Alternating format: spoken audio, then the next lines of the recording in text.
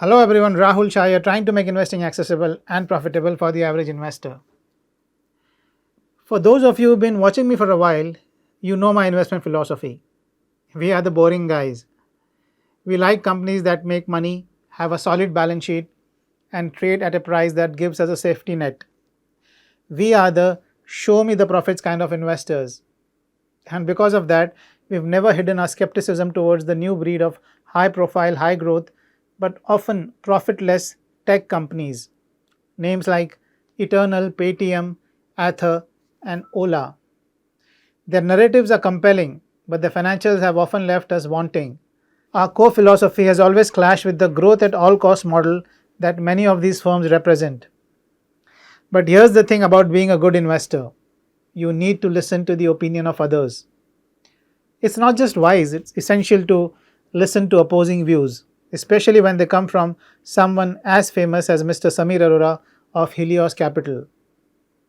In a recent interview, Mr. Arora dropped a bit of a bombshell, at least from our perspective. He revealed that his fund has been steadily buying shares of these very companies we have been so careful about.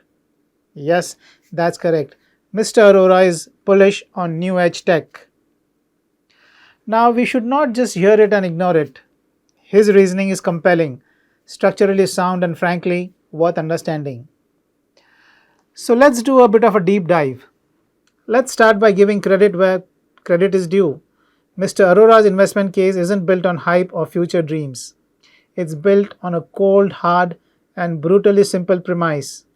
The new age tech stocks like Zomato and Paytm are the last ones standing.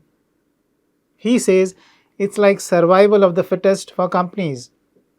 Think of it like a boxing tournament where dozens of competitors enter the ring, but after a decade of vicious fighting, only a handful are left, bruised but alive.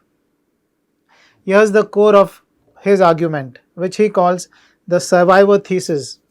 He says that these companies are the survivors of a hard fought battle that began when they were all unlisted. You started with perhaps 100 fintech companies and are left with 7, 8, or maybe 10. In food delivery, the story is similar. 20 started, now there are 2. The game, according to him, is to bet with the winners. Let that sink in for a moment. From 100 contenders in fintech down to a handful, from 20 in food delivery down to 2. His argument is that the most expensive and dangerous part of the battle, the cash burning fight for customer acquisition and market share, is largely over. The worst of the fighting is over. The weak have been wiped out or acquired. What you're left with are the victors, the titans who now effectively have an oligopoly, or in some cases a near monopoly, over a massive digitizing market like India. The game, as he sees it, is no longer about picking who might win. The winners have already been revealed. Now you just place your bets on them and watch as they monetize the entire market they now dominate. The narrative shifts from who will survive to how profitable can the survivors become. It's a powerful logic. You're not betting on potential, you're betting on a proven ability to survive and conquer. It's a thesis that suggests the highest risk is in the past and the future is about harvesting the rewards. Okay, so that's the bull case, and it's a really good one. So, why are we and many investors like us still sitting on the sidelines? Why are we not taking any action? Well, it comes down to a fundamental, almost philosophical difference in how we define a sound investment. You see, from our point of view, surviving a market shakeout is one thing, a significant achievement, no doubt.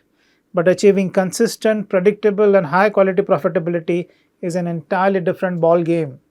For a company to qualify as an investment in our books, and I want you to hear the emphasis I'm putting on that word investment, it must check 3 core boxes. First, a proven profit track record. We need to see the receipts. The company should have demonstrated an ability to generate real bottom line profits consistently over several years. Not just one quarter of surprise profit based on accounting adjustments, but a multi-year track record that shows the business model isn't just viable but durably profitable. We want to see that it can make money in good times and bad. Many of these new age companies are still burning cash or are only barely EBITDA positive, let alone generating free cash flow for shareholders. Second, a conservative financial structure. This means a strong, robust balance sheet, manageable debt, or better yet, a net cash position. We need to know that the company can withstand an economic downturn, a sudden market shift, or a rise in interest rates without being pushed to the brink. A company that is leveraged or still reliant on external funding to cover its operational losses is, in our view, inherently risky. It lacks the financial resilience we demand. And third, and this is the clincher, a margin of safety. Now, this is a term coined by Benjamin Graham, the father of value investing. It simply means we must be able to buy the company shares at a price that is significantly below our conservative estimate of its intrinsic value. That gap, that discount is our cushion, our safety net against unforeseen problems, miscalculations, or a simple downturn in the market. So now let's apply these three lenses to most new age tech firms. Their financials as we see them leave much to be desired. The path to sustainable profitability remains cloudy and is often years into the future. And because their current profits are non-existent or minuscule, their valuations are often astronomical. This makes it nearly impossible to calculate a reasonable intrinsic value. If you can't calculate a value, you cannot possibly have a margin of safety. You're flying blind. So while Mr. Arora sees survivors who have won the war, we see companies that, by our strict definition, do not yet qualify as investments. This brings us to a critical distinction, one that we believe every investor must make for themselves: the line between investment and speculation. In our framework, companies that do not meet our three criteria fall squarely into the category of speculation. What's the difference?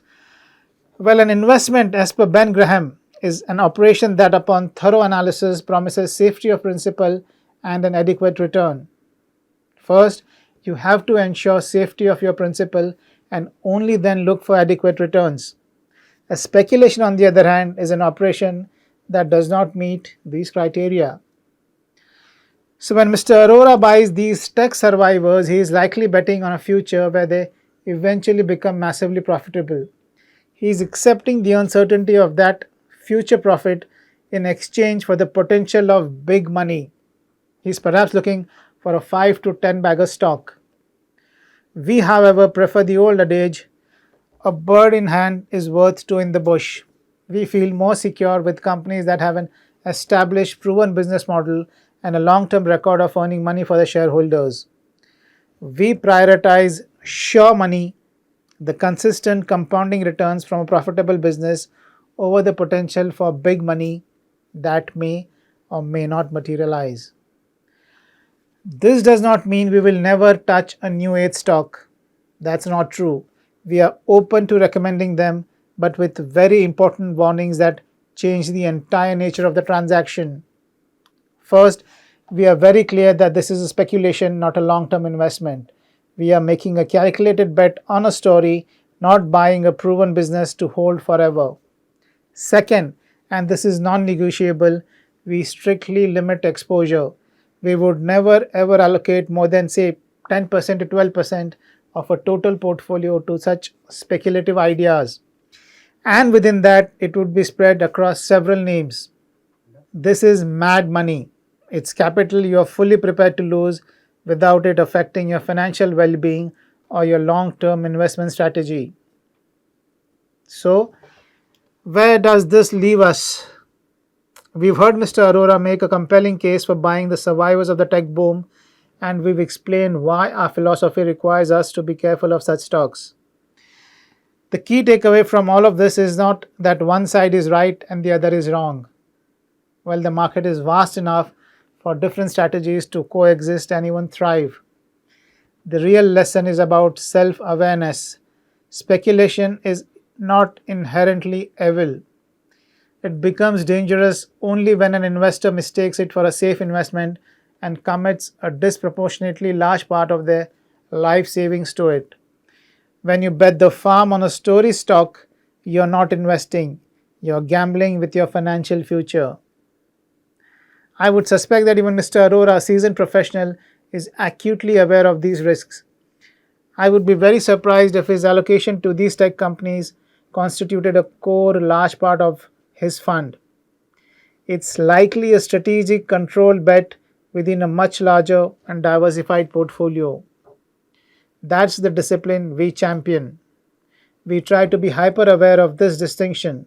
We draw boundaries clearly, which is our lines between investment and speculation, and we remind ourselves of them constantly.